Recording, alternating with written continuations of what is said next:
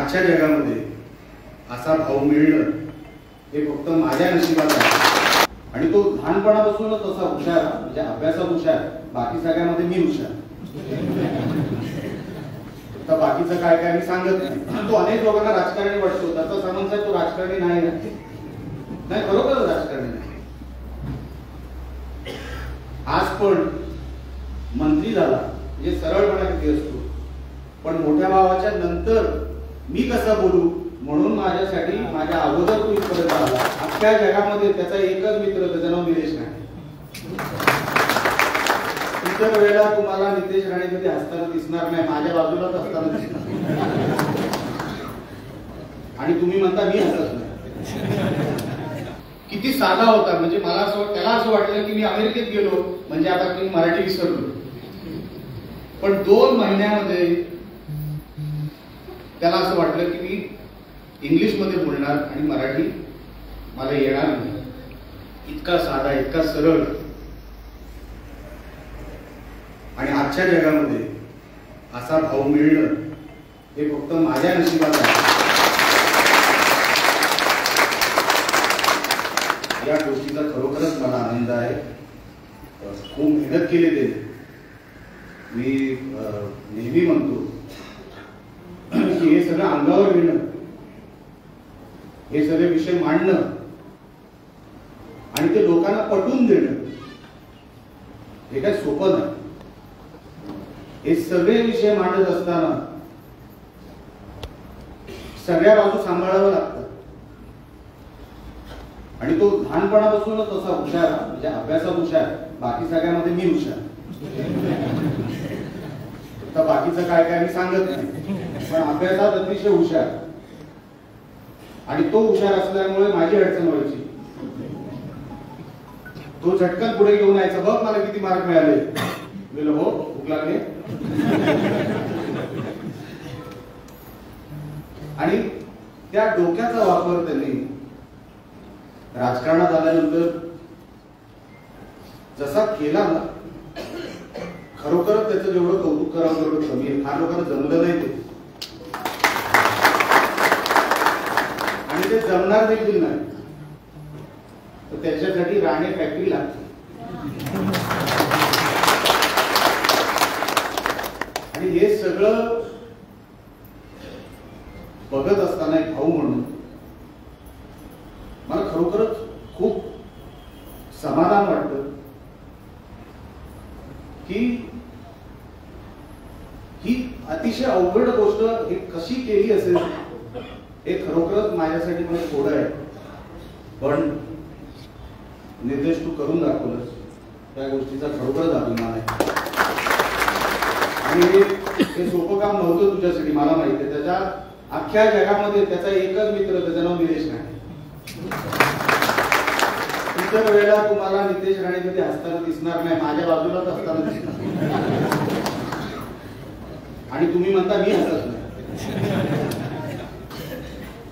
पण त्याच्या प्रामाणिकपणामुळे, त्याच्या सरळ स्वभावामुळे तो अनेक लोकांना राजकारणी वाटतो, त्याचा समज आहे तो राजकारणी नाही.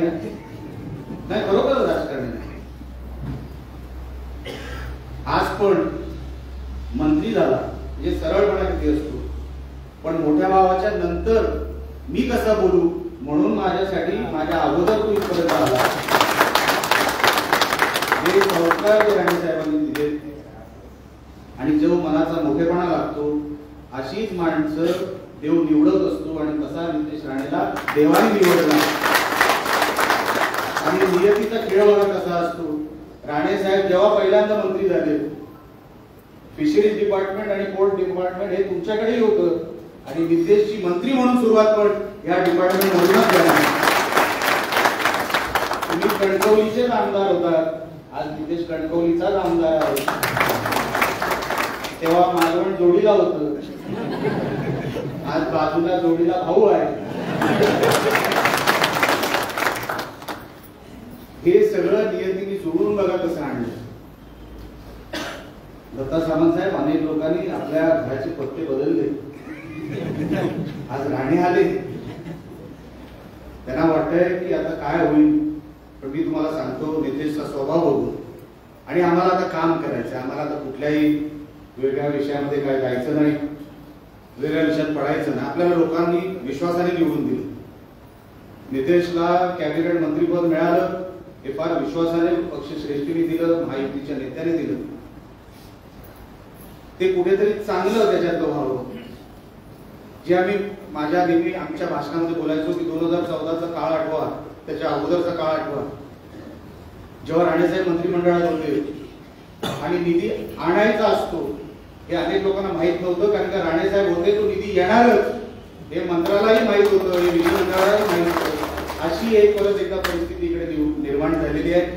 मी मनापासून, कारण का नितेशला पुढचं आणि मलाही तिकडे जायचंय, नागरी सत्कार तिकडे कणकवलीला आहे. माझ्यानंतर भाषण नितेश करेल आणि राणेसाहेब करतील.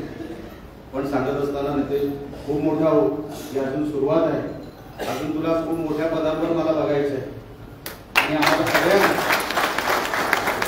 कारण का तू मेहनत करू शकतो, तू एवढी मेहनत करून इथपर्यंत आलेला आहेस. फार लोक मेहनत करू शकत नाही, दिवसातले 24 तास देऊ शकत नाही, महिन्यातले 30 तास देऊ शकत नाही. तू असे अनेक वर्ष दिलेले आहेस आणि स्वतःला घडवलेलं आहेस. म्हणून आता हे सगळं तुझ्या अंगावर जरी असलं तरी आम्ही सगळे मिळून तुला मदत करू, आम्ही सगळे मिळून तुला तुझं काम हलकं करू, जड करणार नाही. कारण का मला सामंत साहेब बोलले होते, निलेश 23 नोव्हेंबर पर्यंत गप्प बसायचं आहे, त्याच्यानंतर काय करायचं सामंत साहेब तुम्ही बोलला नव्हता.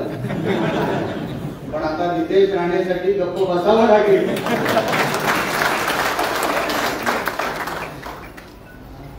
या नेहमी अडचणी, पण ही चांगली अडचण आहे, ही माझ्या मनाला स्पर्श करणारी अडचण आहे. आणि 100% नितेशला जे सहकार्य लागेल, आम्ही भाऊ म्हणून आणि आमचा पक्ष म्हणून आम्ही 100% त्याच्याबरोबर उभे राहू, त्याला सहकार्य करू. जसं मी बोललो, या जिल्ह्याने आपल्यावर आशीर्वाद ठेवला, त्या जिल्ह्याने आपल्याला जे मागितलं तेवढं दिलं.